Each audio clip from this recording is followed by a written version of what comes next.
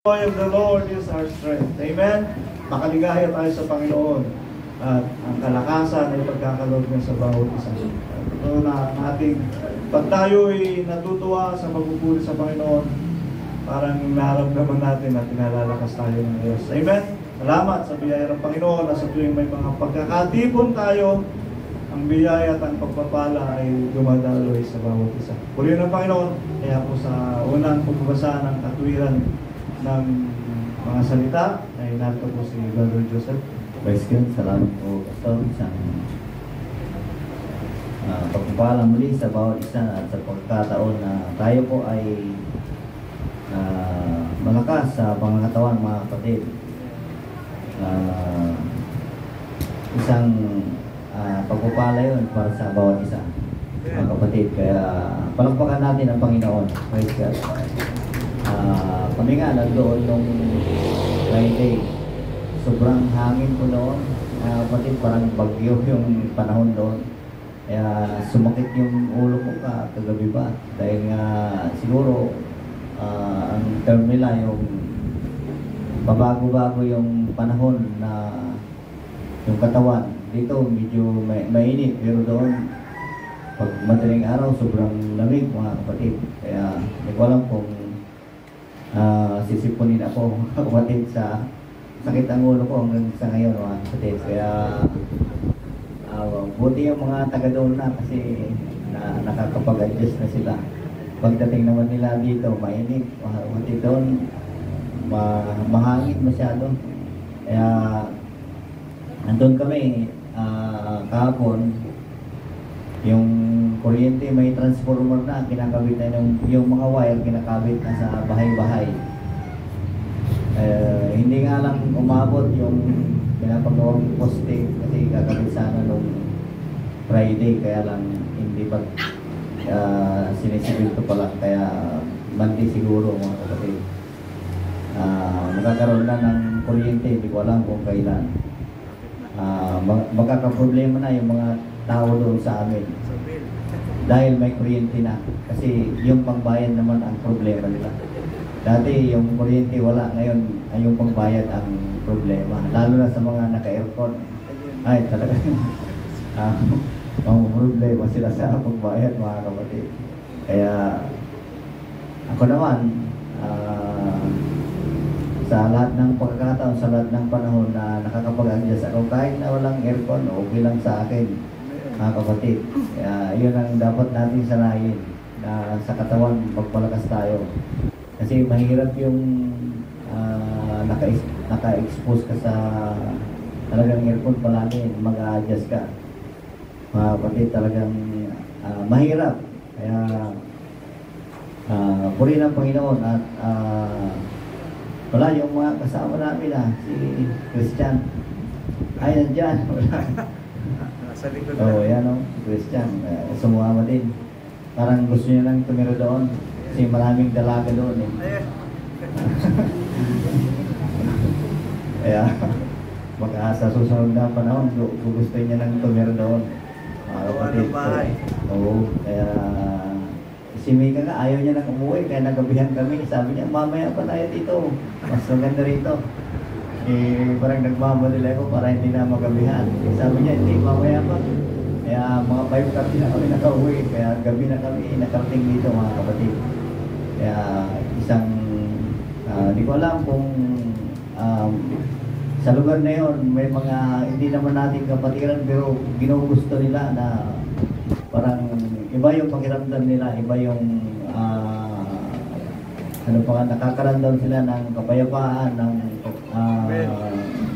kagalakan na nandoon sila. Ganun ang pakiramdam mga kapatid. Kaya purihin ang Panginoon. Luke chapter 8 verse 15. Ito ay matagal ng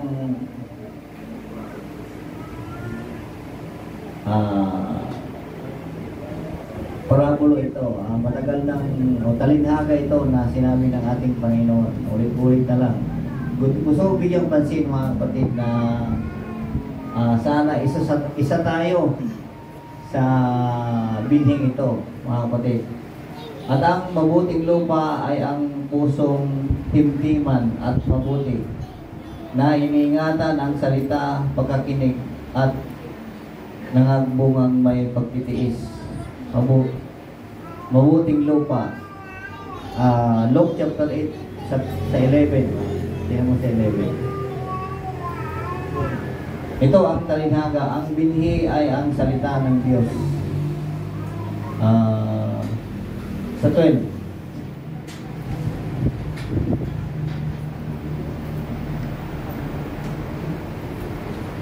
Ah, 13. 14. 15.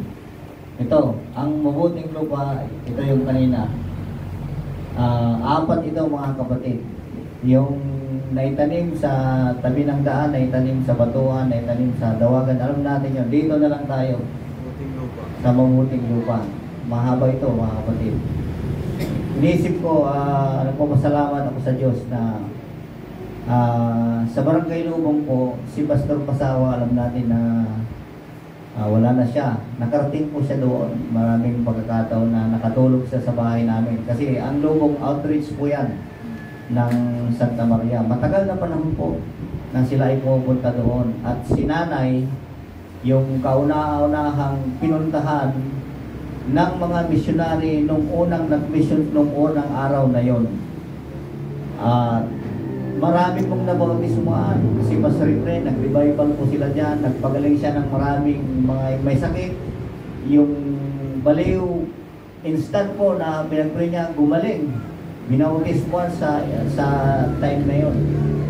Dito ko na-realize mga kapatid na yung salita ng Diyos ay nagmamanifest. Sinabi niya sa mga Israelites ito noong panahon ni Kristo nang nangaral. Hindi ko alam kung itong salitang ito ay para sa kanila. Sapagkat ang kaligtasan naman nila sa ating pag-aaral ay sa pangako kay Abraham. Malamang sa malamang mas applicable sa atin ito mga kapatid. Kaya hanggang sa panahon na ito, nagpapasalamat ako sa Diyos na hindi ko alam, 100 siguro yung nabautismuhan dyan sa Barangay Lubong. Ang dami. Oo, matagal ang kwan dyan mga kapatid. Kaya naisip ko na lang na sa parabolong ito, may naitanim sa tabi ng daan, may naitanim sa batuhan na walang ugat, at may naitanim sa dawagan na maraming pansira. Baka pwede ko naman angkinin na kami, ang pamilyang Ugoy, na itanim sa mabuting lupa. Kayo din mga kapatid, palapakan ninyo ang mga sarili. Praise God. Kaya sabi ang iglesia ito, 50 years na. Siguro kami, ako 40 years na rin siguro na nakikinig ng salita ng Diyos. Sapagkat ang binhi na sinasabi dito ay ang salita ng Diyos. Ngayon, ang binhing yon, mga kapatid, ay ang mabuting lupa ay tayo na mananampalataya. Hindi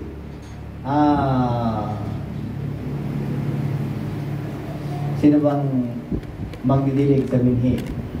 Sino bang mag-aalaga sa binhi? Ang mga manggagawa. Pero may sinabi ang Biblia mga kapatid.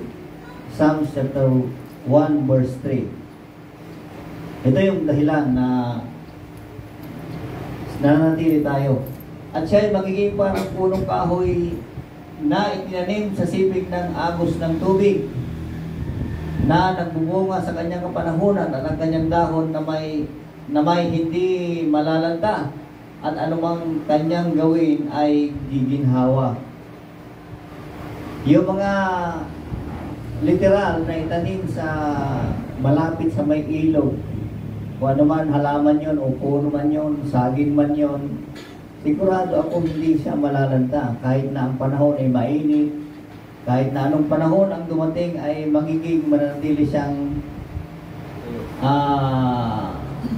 malago. Sabi niya, hindi malalanta, ibig sabihin malago, mga kapatid. Sa siping ng agos ng tubig. Alam niyo mga kapatid, mapalad yung mga mananampalataya na nasa tabi sila ng ilog na yon. Nasa tabi ng tabi na nating salita ng Diyos o itong bahay-sambahan na ito. Sapagkat maraming pagkakataon sila ay pwedeng pumunta at makarinig ng salita ng Diyos, mga kapatid. Sabihin na natin ang isang mananampalataya ay napakalakas. Narinig ko minsan itong mga maraming mga pastor na may mga fasting pa na 40 days, 2 beses. Pero bakit nawala? Ano bang dahilan? Bakit nawala? Bakit sila nawalay? Ano kaya? Siguro mas matindi yung pananampalataya nila kaysa sa akin.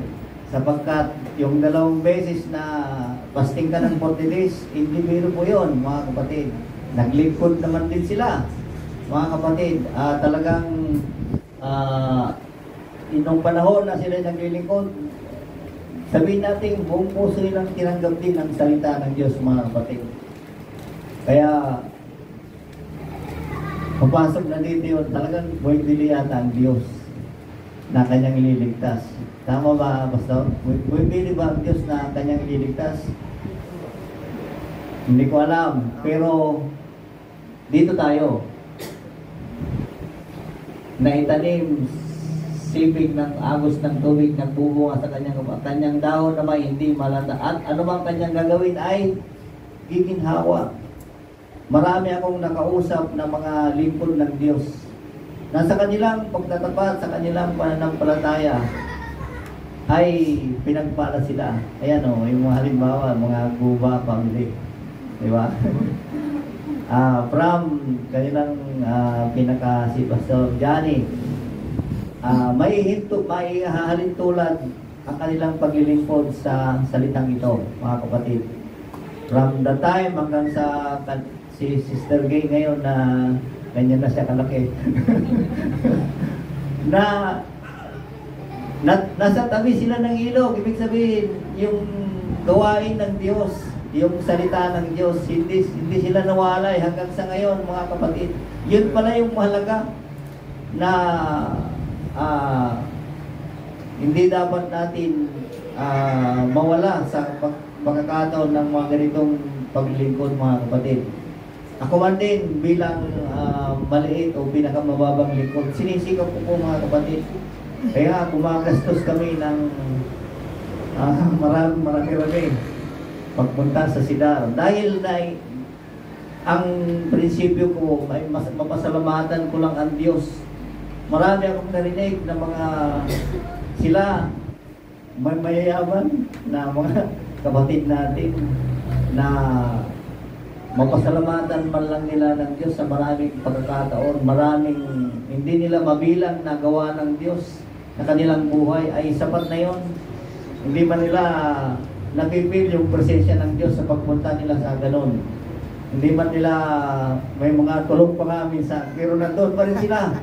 Kasi ibalik mo doon sa 8:15, marami talagang tulog. Sa gabi, Merkulis, Friday, mayroon. Ang pusong timtiman at mabuti na iningatan ang salita, pagkarinig. Ito yung mahalaga, mga kapatid. Bagamat ang binhi ay salita ng Diyos, bagamat ang Diyos ay nagtatanim ng binhi sa bawat mananampalataya, pero hindi lahat ay nakakaunawa, mga kapatid. Ang pinakamahalaga ay maunawaan mo yung salita ng Diyos. Sapagkat kung maunawaan mo, ayan o, at nagbubungang may pagtitiis. Maraming drama sa buhay na ito, mga kapatid. Ako man din, kami man din, maraming drama sa buhay.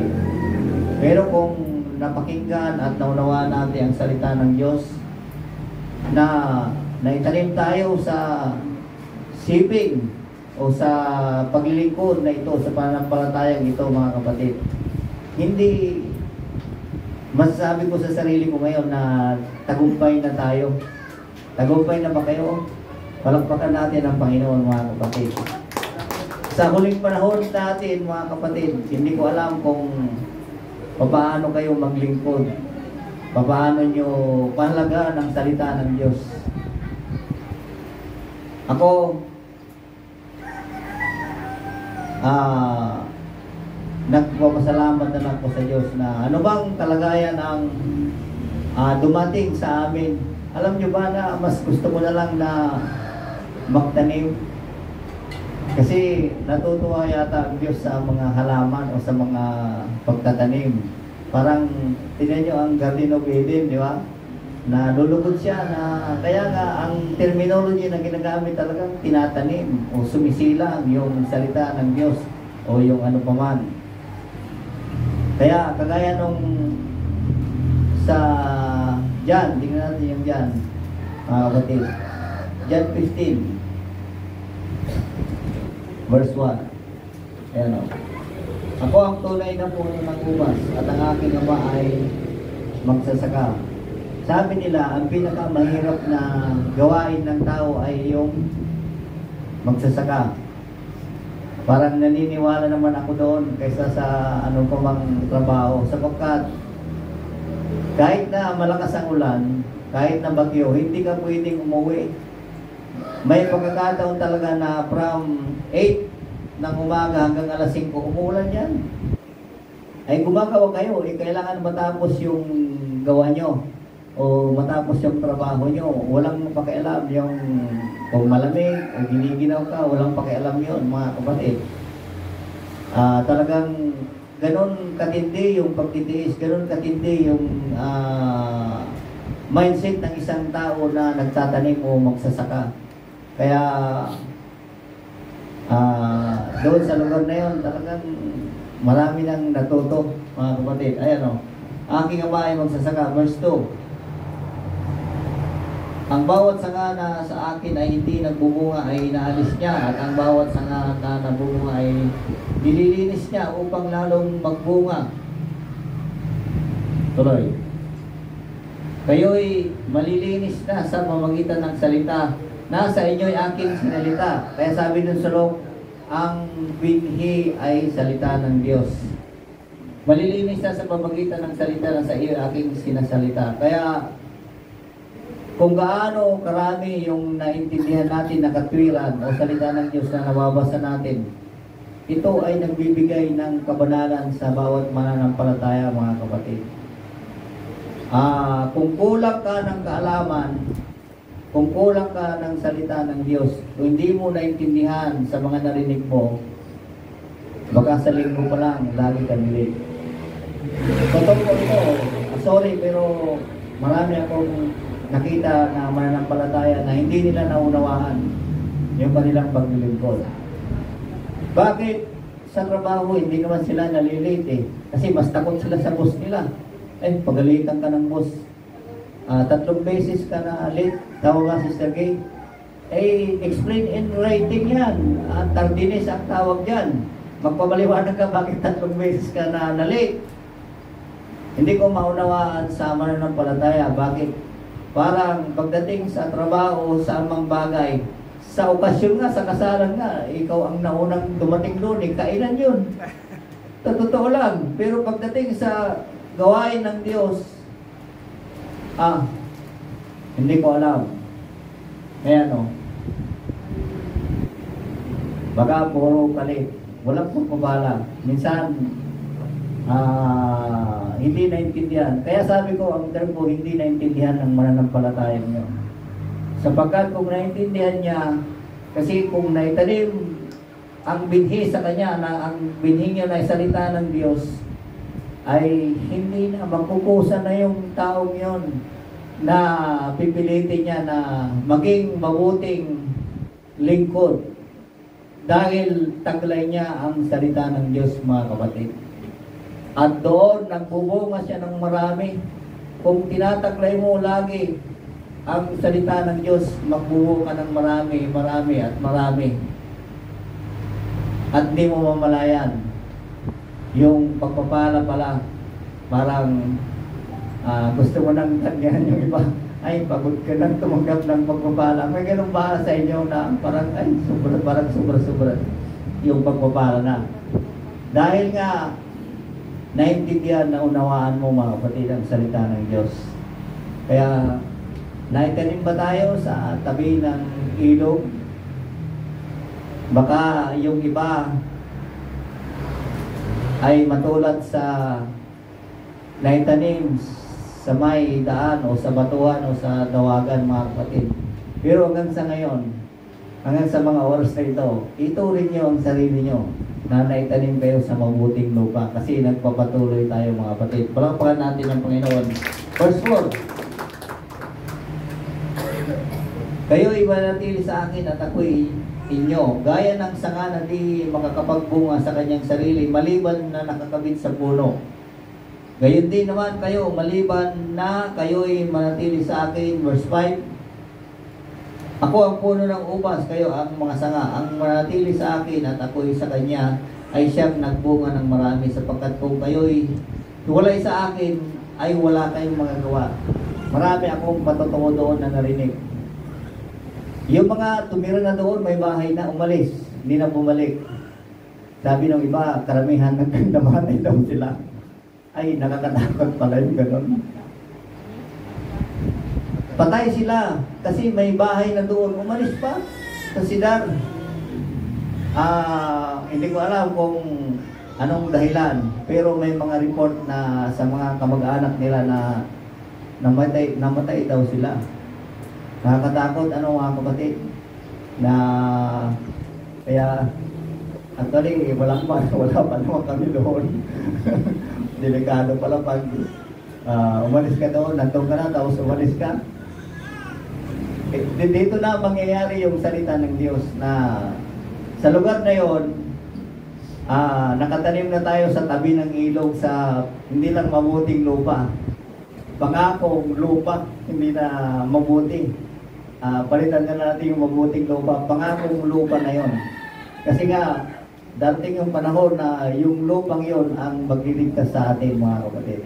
Kaya isang pagpapala sa bawat isa. Verse 6.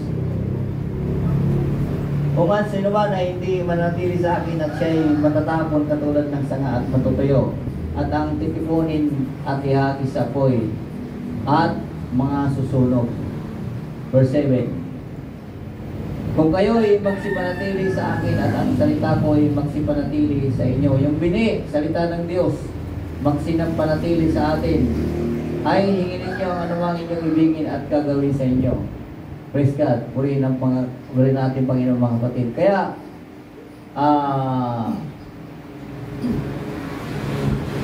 masaya mga kapatid na literally, kung ikaw ay nagtatanim, kung ikaw ay may mga alagang halaman, mga kapatid, yun yung kagalakan mo na nagbubunga.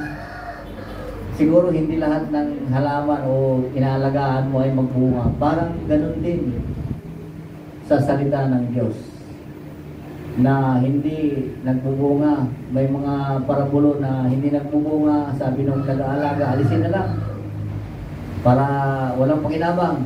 Pero sandali, susubukan i-cultivate.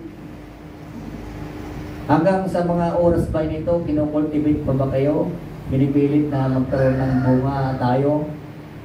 Dinidiligan, inaabunuhan? Sa tingin ko mga kapatid, late na tayo. Hindi na kailangan tayong dinidiligan, hindi na kailangan tayong inaabunuhan. Kasi malalaki na tayo.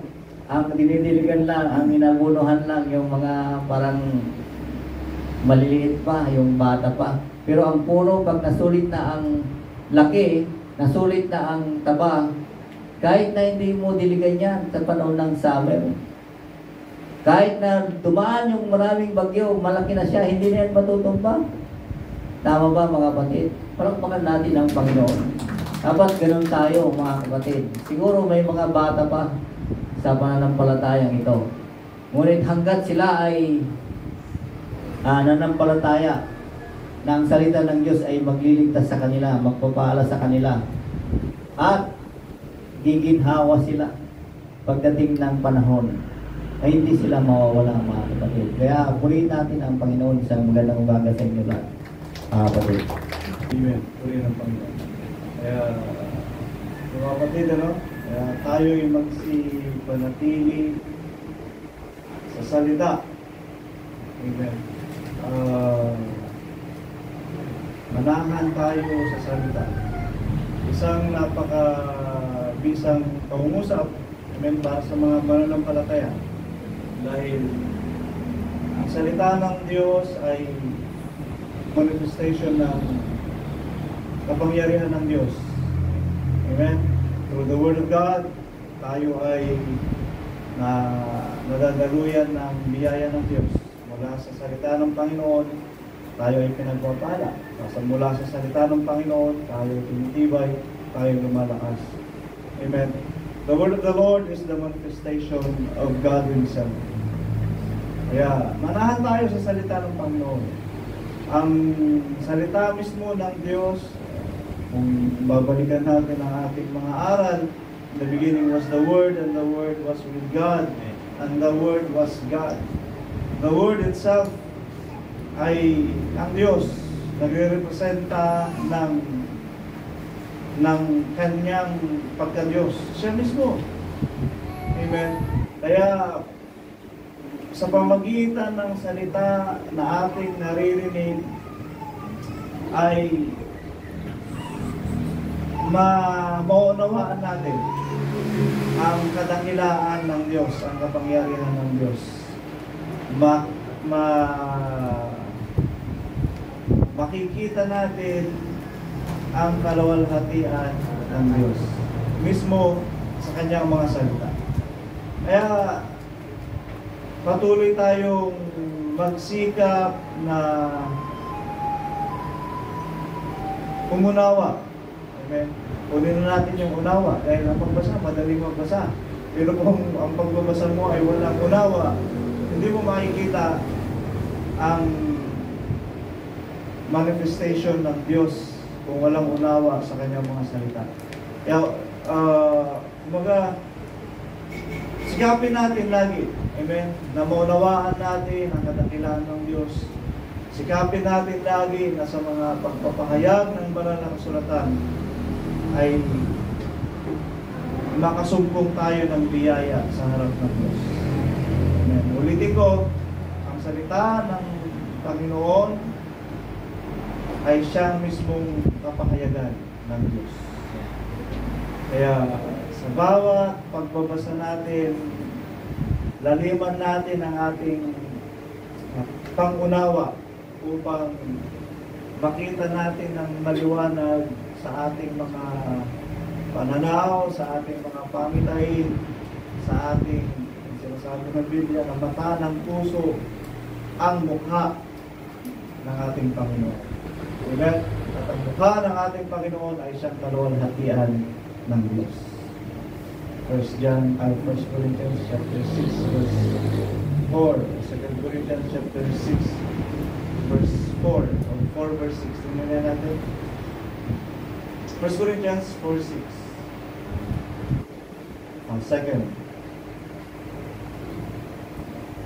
Ayan. Yama ang Diyos ang nagsasabi, magniningning ang ilaw sa kadiliman na siyang nagniningning sa aming mga puso upang magbigay ng liwanag ng pagkakilala sa kaluwalhatian ng Diyos, the glory of God in the face of Jesus Christ. So sa mukha ng ating Panginoong Kristo, makikita natin ang kaluwalhatian ng Diyos. Amen. And this is the manifestation of God Himself. Napakaraming unawa na maunawaan natin sa salita ng Panginoon. Amen, sa mga bagay na ito. Ang salita ng Diyos ay pinapahayag sa bawat isa sa atin upang tayo ay magkaroon ng kapanatagan at kapayapaan. Amen. Ang salita ng Diyos ay hindi, kumbaga, yung iba kasi parang walang oras. Ganyan, sa panambahan, iba walang oras. Abala sa maraming mga bagay, kahit walang kwentang bagay, pinagkakabalahan. At hindi nila binibigyan ng pansin ang gawain na kagaya nito. Amen. Na kung saan tayo ay nag-meditate sa salita ng Diyos. Amen. Yung iba hindi nila pinapansin. Hindi nila alam kung ano ang maibibigay sa atin. Hindi nila alam kung ano ang maibibigay ng salita ng Diyos sa mga nagsisisunod sa salita ng Panginoon. 14:27 ng John. Verse 7. Ang kapayapaan ay iniiwan ko sa inyo. Ang aking kapayapaan ay binibigay ko sa inyo. Hindi gaya ng ibinibigay ng sanlibutan. Ang ibinibigay ko sa inyo, huwag magulumayanan ang iyong puso, hindi matakot man. Amen. Kapanatagan, kapayapaan, katiwasayan, ito ang ibinibigay sa atin ng salita ng Diyos. Hindi alam ng sanlibutan sapagkat hindi nila inuunawa. Amen. Kung ano ang pagpapahayag meron ang Biblia. Kung ano kapahayagan meron ang salita ng Diyos. Sabi nila, sinulat na ng tao yan. Amen. Tao na lang sulat yan. Kita mo, in-imprint na lang naman nila yan. Pero ang mga salitang ito, ang mga pahayag na ito, ay na-imprenta sa pamagitan ng mga dalubhasang nagsaliksik. Ngunit, ang mga nagsulat ng mga pahayag na ito ay mga puspos ng Espiritu ng Diyos. Kinasangkapan ng Espiritu ng Panginoon. Amen? Kaya nga sabi ng 1 John chapter 1 verse 4, 1 John chapter 1 verse 4, na dumating sa atin ang mga salitang ito upang malubos ang ating kagalakan. Ang mga bagay na ito ay aming sinulat upang ang ating kagalakan ay malubos. Amen? Ang kagalakan ay dumating sa atin na nakasumpong ng biyaya ng Diyos. Naramdaman ba natin ang kagalakan? Lalo na kung masunod natin ang salita ng Diyos, masunod natin kung ano ang mga bagay na pinapangyari sa atin ng Panginoon. Amen? Kung ano ang pinapangyari sa atin ng Panginoon, ito ay kagalakan sa bawat isa sa atin. Sapagkat kung masunod mo ito, ay pagpapala para sa iyo, biyaya para sa atin, kaligtasan para sa atin. Amen. Pag-usapan natin kaligtasan, napakaraming mga bagay tayong dapat malaman at maunawaan sa kaligtasan na ibinibigay sa atin ng Panginoon. Ang lalim ng pagkaunawa na ipinapahayag sa atin ng banal na kasulatan. At kailangan mahanap natin ito. Balikan ko yung binasa ko kanina, Psalms 27:4. Napakaganda. 27:4. Yung Bible reading ko.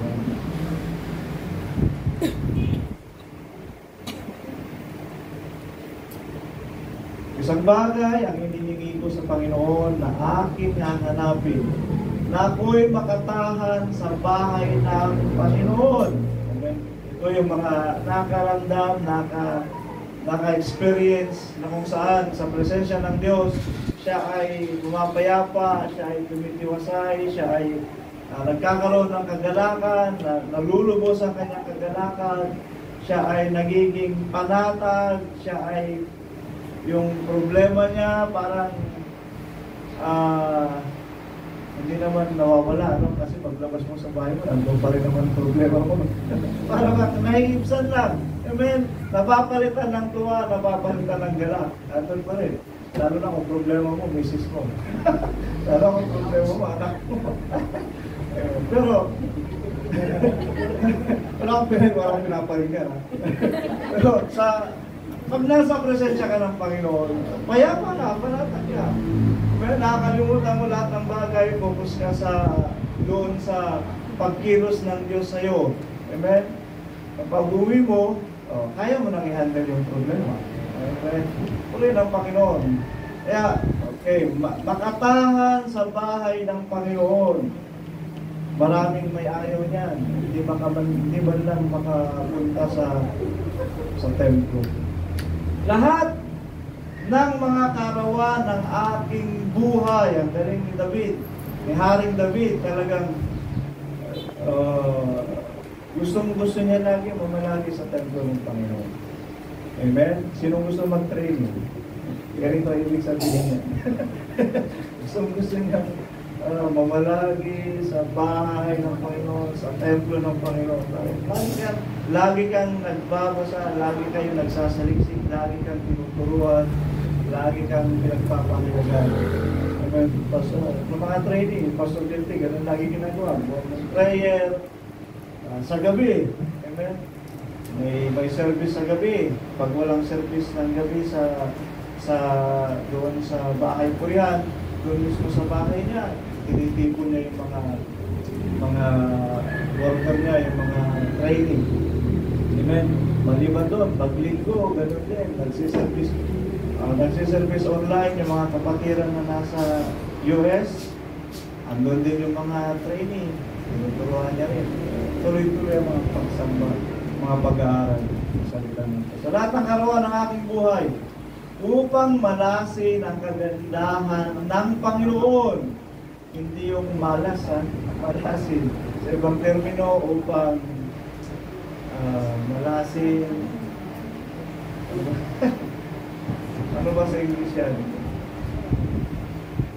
Upang maramdaman, makita, o maunawaan. Ayan. Makapiling upang malasin ang kagandahan ng Panginoon. Ayan na. Susunod.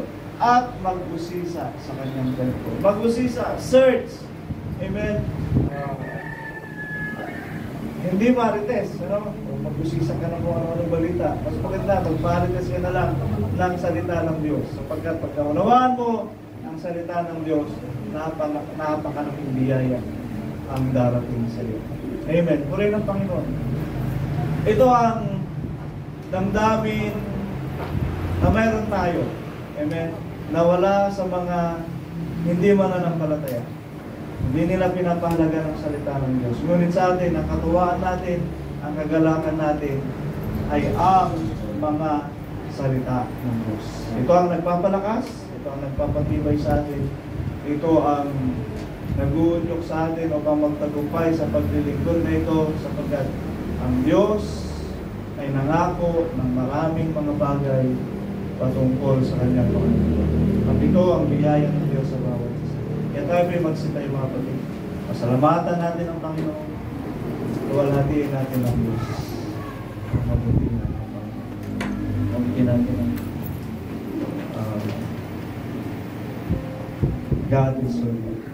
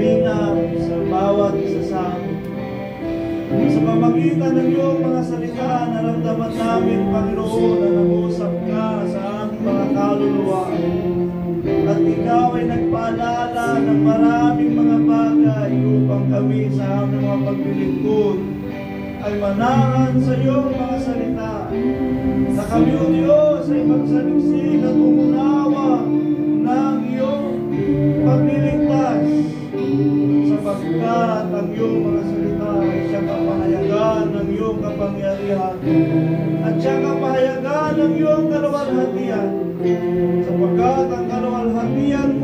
Panginoon, ang siya mong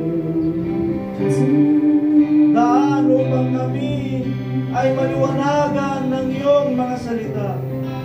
At sa pagkaunawa ng mga bagay na ito ay siya rin naman, Panginoon, na lumiliwanag sa amin upang sa aming mga paglilingkod na ito huwag manahan sa kadiliman ng aming buhay, kundi bagkus maliwanagan kami ng iyong mga pagpapahayag at manahan kami sa kaliwanagan na ito na kung saan magiging maluwalas, magiging matiwasay, magiging panatag at payapa, at ang kagalakan ay sumasa amin sapagkat ang salita mo ay dumating at kami ay nakarinig, at sa amin, Panginoon, ay naging biyaya at pagpapala mga bagay na ito.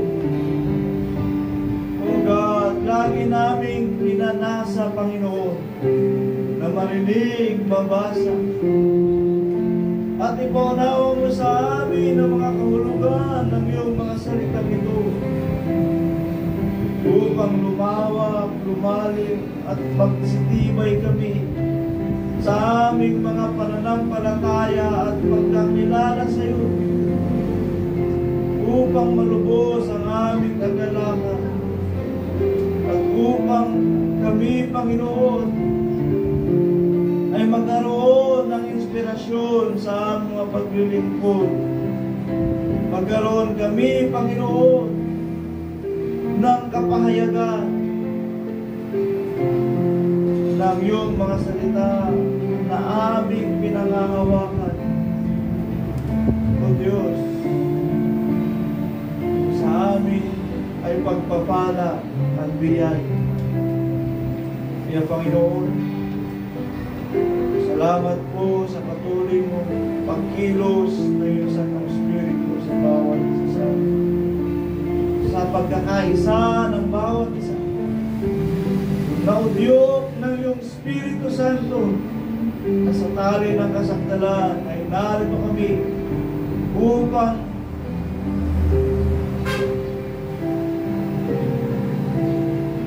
maghanap, O Diyos, makita namin ang sumpungan namin na ikaw ay patuloy na kumikilos sa bawat isa. Panginoon, pagpalain mo ang bawat kaluluwa na natin sa aming mga kalooban, lalong-lalo na sa aming isipan.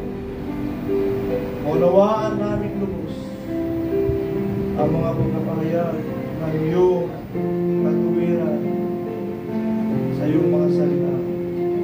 At magawa namin, Panginoon, mga bagay.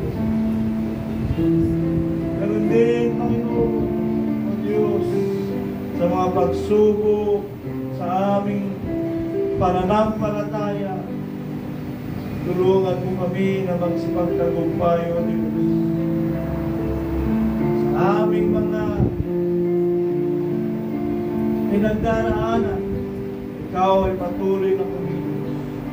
O Lord, ang kapatid na, o Panginoon, si Jimima, ano ba ang kanyang pinagdaraanan sa iyo? Panginoon Jesus, padala mo sa kanya sa iyong Santong Espiritu ng kaaliwan, ang katiwasayan, at lalong-lalo ng Panginoon, ang kagalingan. Alalahanin mo, Diyos, ang kanyang mga paglilingkod, alalahanin mo siya sa kanyang kalakasan. Pagkaloob mo nawa, Panginoon, ang biyayang ito ng kagalingan para sa kanya, at sunod din naman sa kanyang nasa sa kanyang pananampalataya. Kaya, Panginoon Jesus, ganoon din sa Miriam, Panginoon, sa kanyang mabilis na paggaling mula sa kanyang pagkakaopera. Dalangin namin, Panginoon, O Diyos, sa kalakasan mo ay pagkaloob. O God, na mananas naranasan nila kung anong kagalakan ng dumadaloy sa amin, Panginoon, ang nagpupuli sa iyo, ay ganun din ang kalakasan ng kagalingan ang ipagkaloob mo sa amin. Diyos, salamat po sa patuloy mong pag-iingat. Salamat po, Panginoon, sa patuloy mong kagalakan sa iyong magandahang loob na dumadaloy sa bawat isa sa amin. O Diyos, mga biyaya ng pagpapala na sa amin ay pinapamalas mo, ay amin itong taus-pusong pinasasalamat sapagkat ang iyong kadakilaan ay patuloy na hayag sa bawat isa. At ikaw, Panginoon, sa amin ay katibayan. Ikaw ang aming matayog na buhay. Ikaw, O Diyos, ang aming kanlungan. Ikaw ang aming sanlibutan. Kaya sa mga oras na ito, ang aming kalooban, Panginoon, ay nagagalak ng Diyos. Sapagkat ang iyong pagkilos ay nararanasan natin. Ang salita mo ay nangungusap sa atin. At ang iyong kapangyarihan ay kumikilos sa bawat isa. Kaya Panginoon, patuloy mong puluhin kami at tutupan ng iyong presensya. Saan man kami pumaroon, palakasin mo at papagtibayin mo ang bawat isa sa ating banal ng pananampalataya upang kami, O Diyos, ay magkaroon ng patutuo at katunayan sa lahat ng aming mga pagtitipon. Purihin at luwalhatiin ang dakilang pangalang Jesus. Salamat po.